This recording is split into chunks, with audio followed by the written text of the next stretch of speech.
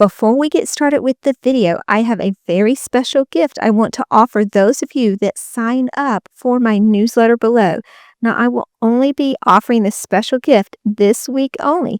So if you want a list of my 5 favorite stocks that I love to sell options on that give me the most premium in my account, I will be glad to send that to your inbox. You just have to sign up for my email list below. Hello, everybody. Ashley here, back with you in the Trading with Ashley show. I hope you're gearing up for a great weekend. What a crazy trading day did we have today? I think the biggest shocker of all was Palantir. It started off the morning at 1:45 and ended the day right there at the end and had a huge drop at $130. It dropped $15 in one day. That was pretty shocking. And it looks like it may have something to do with the rebalancing that they were doing in the Russell, but nonetheless, it was a shocking drop. And the trades that I did with my community today, we actually took advantage of a Palantir trade, but we were in and out pretty quickly. And so that is the topic of this video that I wanted to go over with you. When you sell options, a lot of times you think, oh, it's passive, it's boring, there's not a lot of excitement, but you can make it fun. So I like to reserve Fridays, and I think I'm going to start doing this every Friday with my community, because at the end of the week, let's talk through kind of how your week goes when you sell options. Usually you're selling your options at the earlier part of the week, Monday or Tuesday, sometimes Wednesday if you have more of a red day or a high IV day that you can take advantage of it. But then by the end of the week, you're either out of your trades because they have appreciated so much, or you roll your trades. Maybe you're addressing that on Friday, which it doesn't take very long to do that, or you're just waiting for expiration. So if you're an option seller, usually towards the end of the week, there's not quite as much trading or excitement, and that may work well for a lot of people because you probably just don't want to be staring at a screen all day. But if you're a full-time trader like I am, you are looking for a little bit of an opportunity. I call them just money grabs. And I'm going to take you through the trades that we did today. I'm going to show you how I found the trades. I'm going to show you how I evaluated the trades. It's different than anything I've taught you before, so I think you're really going to like this. And the result ended up being, for me personally, it was over $2,000 in premium that I kept, even though I was in and out of both of these trades. Within the first trade, I was in and out in about 15 minutes. The second trade, I was in and out in about 30 minutes. And it can be that quick, but you have to have the right setup. And it does involve selling options. So you could say it's day trading, but it's a much safer way to do it, because in this scenario, the worst case scenario is I'm actually put the shares and then I have to address that on the following week. And so everything has risk, right? But if you are wanting just a quick pop and a money grab at the end of the week, each week there should be a good quality stock that is setting up with what I'm about to show you that would give you that opportunity. Now, if you don't want to go and search for these trade setups yourself and you want to be a part of a community where we're looking for different trade opportunities like this, feel free to join us. It was a lot of fun. We had a lot of fun jokes about what we were going to do with our extra money this weekend. And it was a lot of fun to have that infusion of cash at the end of the week like this. Like I said, typically on Friday, you're just cleaning up your portfolio and you're looking forward to opening up on Saturday morning and seeing all of that cash released for your options that you let expire. So let's go into the computer. I'm going to show you step by step what I did. I wanted to show you this specific trade that I called out to my members in the community so you can understand how it unfolded.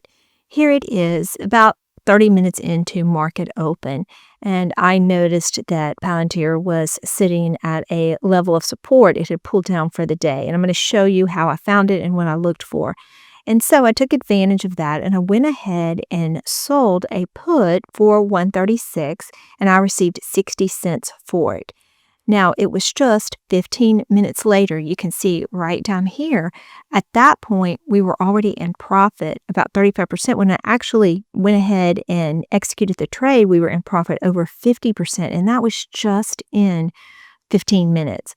So I saw that opportunity. I went ahead and took advantage of it. And I'm really glad that I did because, as you see from earlier, it pulled back significantly from that 136 level at the end of the day. But we were in and out in a very short amount of time, and that provided quite the opportunity. And we always joke and say that that was our money to go have a fun weekend on. But then it was very soon after that Coinbase had a similar setup. And so I went ahead and called this one out as well. And it had pulled back to a level of support. And I went under that level of support. I went with 347.50. And for that, we received $1.19. And it pulled back even more after that. And I went ahead and added a contract to it at $1.97. Well, at the end of the day, all of these ended up expiring worthless at the end of the day, but we didn't want to take any chances not knowing what would happen throughout the day. So I went ahead and exited the trade at a 51% profit. And so I want to show you how I found the setup. I want to show you the actual trade in my broker account. And then you can adjust as needed as you see fit to try to get to your goal of $1,000 a week being paid on Friday. And if you have a smaller account, you can adjust that accordingly and just go for $100 a week. It's customizable to your account size. Now, the way that I look for these stocks, I go into Robinhood, I look at the most popular stocks, and then I go to highest volatility options. And once you go there, you can start to get a sense for what the market is doing with various stocks. Well, when I noticed this, it was coin that was showing such a dramatic drop. Along with Palantir, it was showing a drop as well. That's a pretty high drop for Palantir. It ended up going lower, as we know. But seeing both of those, I was then in search for potential plays that may bode well for us, assuming that at some point they would have a relief bounce.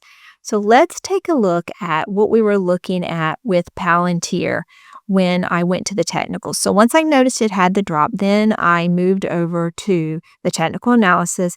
And this time I'm using the 1-day chart. Now, most of you know from working with me or seeing my videos in the past, I typically go with the 3-month chart if I'm selling a monthly option, or I go with the 1-month chart if I'm selling a weekly option. Well, in this situation, since the intent was to get in and out in the same day, I went ahead and went with the daily chart.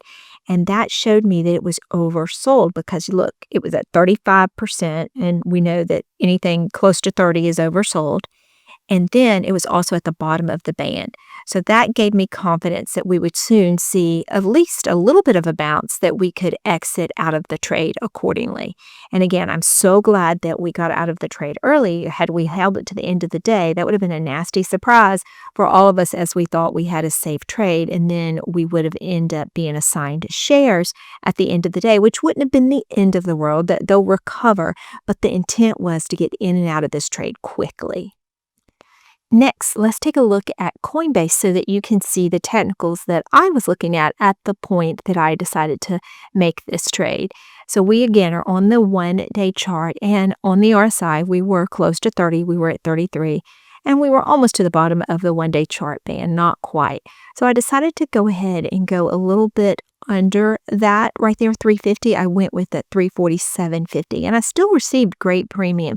But when I saw these setups, I felt like we would be having some kind of bounce soon and be able to get out, and it worked out beautifully. Now let's look at the trade setup at the time that I made this trade. So you can see right here, Palantir, we're looking at the option chain, and it's the same day. You're looking at sell put today. It was June 27th.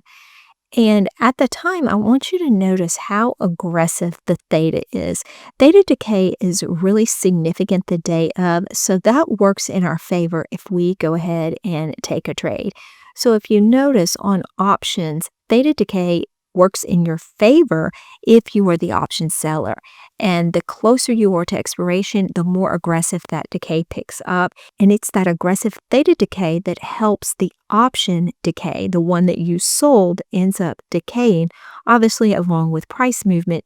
And that decay helps you because then that lowers the price of the option and you are able to buy it back cheaper, usually around 50% in short order, and be able to exit that trade and go about your business. Let's take a look at the specific trades as they were in my brokerage account. So you can see right here, it was filled at 60 cents. I sold several put options for Palantir and I received $1,186. Now, we got out of this trade at about 50%, so I kept about 50% of that. And then once I noticed the coin trade, let me show you where I did that one. Here's the coin trade. I had the initial trade, and then when it pulled back a little bit more, I went ahead and added to that trade. So it gave me a really good average. And so these ended up expiring worthless at the end of the day, but we did exit them at about the 50% mark just to be safe. So when you put all that together, that gave me a couple of $1,000 extra for the weekend. And my members enjoyed anywhere between a couple of hundred extra, up to my size account. Like I said, it's customizable, so you can flex the amount of contracts that you do based on your available cash to actually sell the put. Now, just to reiterate, the worst case scenario would have been, what are the risks? Worst case scenario would have been if I was early assigned these and I didn't actually have time to react, and for some reason, whoever had the other end of the contract, if it breached my strike price and then I was put the shares, then I would actually have these shares to deal with next week. And so if you're not comfortable with the stock, you are taking on a risk, because if you don't want a stock and you're put the shares, then usually you end up hurting yourself by either getting rid of the shares when they're not in profit, or you'll buy back the contract, and that will hurt your account, because as you continue to buy back contracts, that's costing you money. So again, this only works if the setup works really beautifully for you. Everything's working in your favor. You're in and out quickly, but ultimately you have to actually want the stock. Also, control your position size. That's very important when you are doing this type of trading. Okay, now for those of you that like that rush of day trading, I can provide that for you too, but it's the safer way to day trade. We have something for everybody in the Trading with Ashley channel, so if you want to be a part of it, I'd love to personally welcome you. Remember, if you're with me, Trading with Ashley, whether you are a consistent, slow trader when it comes to selling options, or you want the rush of day trading with zero DTE, there is no trader left behind.